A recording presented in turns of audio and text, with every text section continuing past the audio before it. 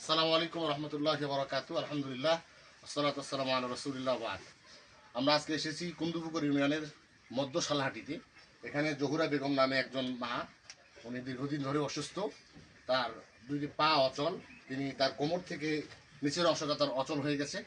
আমরা তার জন্য একটা আবেদন করেছিলাম হুইল চেয়ারের। সরল পথ মিডিয়া সৎকার জারিয়ার পক্ষ থেকে তাকে একটা আজকে হুইল চেয়ার দেওয়া হয়েছে।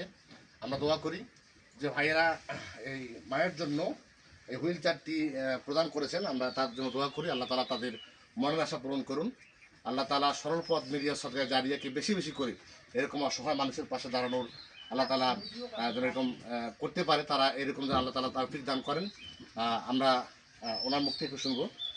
কাছে নিয়ে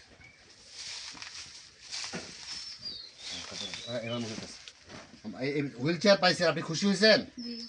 হ্যাঁ, যারা দিছে তাদের জন্য দোয়া করবেন, ঠিক আছে? নামাজ পড়েন তো?